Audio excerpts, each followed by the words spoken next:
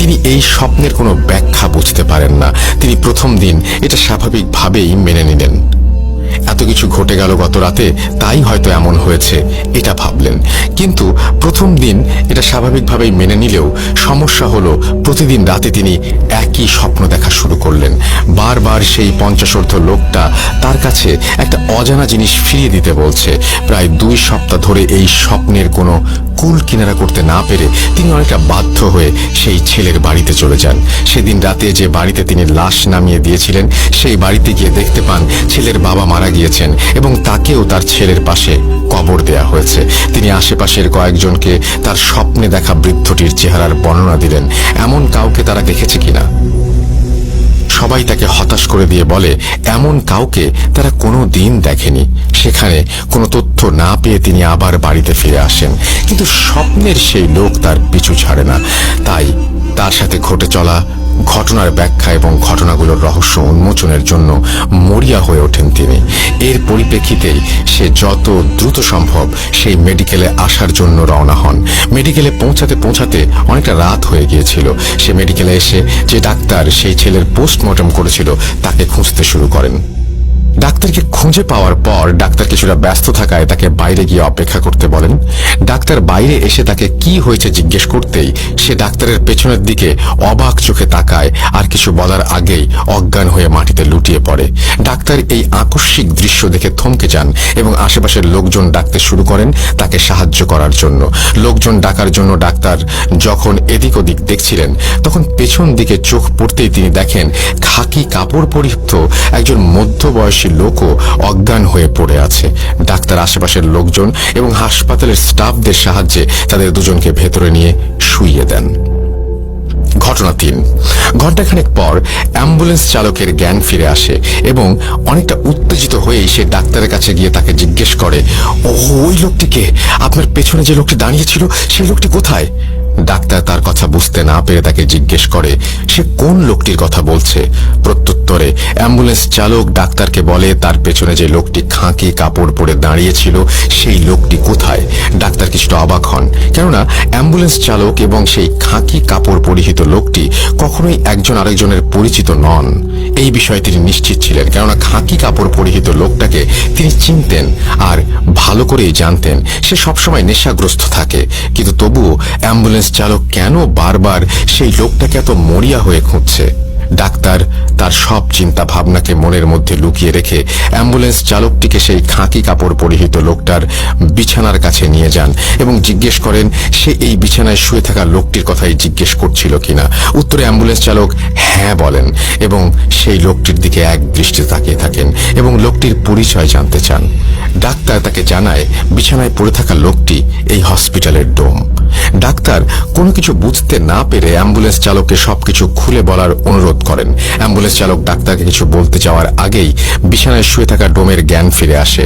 ডোমের জ্ঞান ফিরে আসার সাথে সাথে সে অ্যাম্বুলেন্স চালকের দিকে তাকিয়ে অবাক প্রশ্ন করতে থাকে সে কে এবং কেনই বা সে বারবার তার স্বপ্নে আসে। ডোমের কথা শুনে অ্যাম্বুলেন্স চালক এক প্রকার বাকরুদ্ধ হয়ে যান। কিছু সময় পর সে নিজেকে স্বাভাবিক অবস্থায় ফিরিয়ে এনে অনেকটা বিরক্তি নিয়ে ডোমকে সেই একই প্রশ্নগুলো করতে শুরু করে। তাদের কথোপকথন শুনে ডাক্তার একরকম বোকা বনে যায়। অ্যাম্বুলেন্স চালক তখন ডোমকে প্রশ্ন করে সে কেন বারবার রাস্তায় গাড়ি থামাতে নিষেধ করছিল।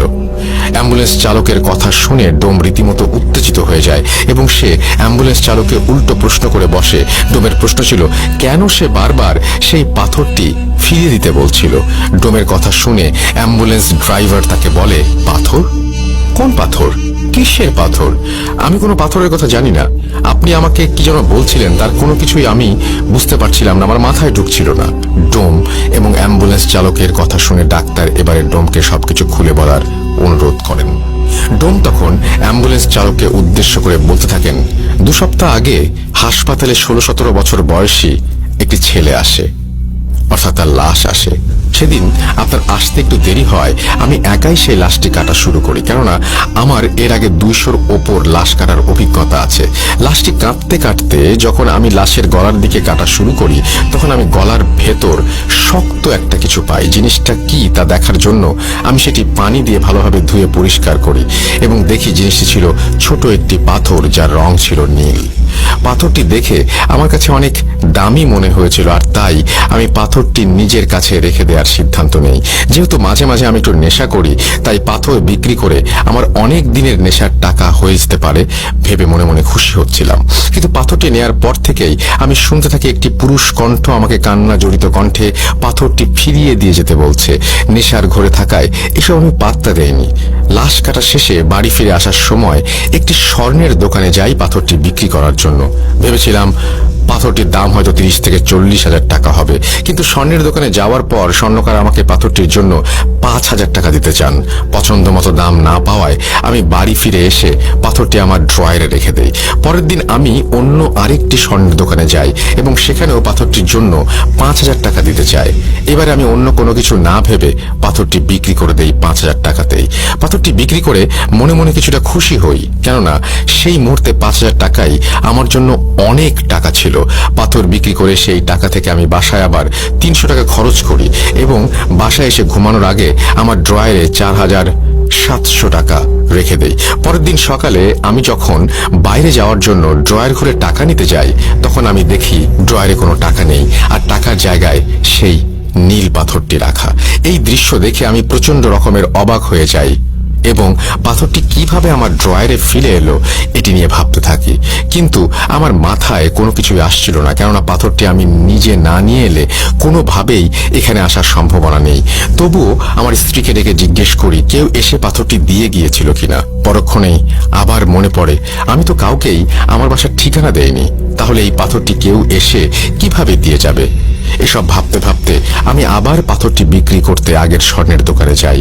স্বর্ণের দোকানে যাওয়া মাত্রই স্বর্ণকার এবং দোকানের অন্য লোকজন আমাকে একরকম বেঁধে ফেলে।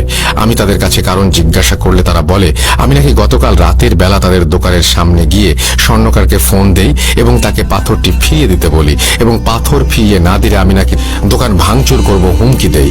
স্বর্ণকার ওই রাতেই দ্রুত এসে আমাকে পাথরটি ফিরিয়ে দেওয়ার পর আমি নাকি তাকে 4,700 টাকা দেই, আর স্বর্ণকার বাকি 300 টাকা কোথায় জানতে চাইলে আমি নাকি স্বর্ণকারকে দুটো চড় মেরে সেখান থেকে পাথরটা নিয়ে চলে আসি। স্বর্ণকারের কথা বিশ্বাস না করায় সে আমাকে তার দোকানের সিসিটিভি ফুটেজ দেখাতে চায়, আর আমিও রাজি হয়ে যাই। কিন্তু অবাক করা ব্যাপার হলো সেদিন রাতের কোনো ফুটেজই ক্যামেরায় ধরা পড়েনি। এরপর আমি স্বর্ণকারকে বুঝিয়ে শুনিয়ে পাথরটি আবার তাকে দিয়ে 4,700 টাকা নিয়ে বাসায় চলে আসি। বাসায় ফিরে আসার আগে আমি আবার সেই 300 টাকা খরচ করেছিলাম। ঘুমানোর আগে আমি টাকা ড্রয়ারে রেখে দিয়েছিলাম এবং সকালে উঠে আবারও পাথরটি নিয়ে আবার স্বর্ণকারের কাছে যাই। এবারে স্বর্ণকার আমাকে তার কয়েকজন লোক দিয়ে মারধর করতে শুরু করে। আমি তাকে মারধরের কারণ জিজ্ঞাসা করলে সে আমাকে বলে আমি নাকি গতকাল রাতেও আগের মতোই এসে তাকে ফোন দেই এবং পাথরটি ফেরত চাই।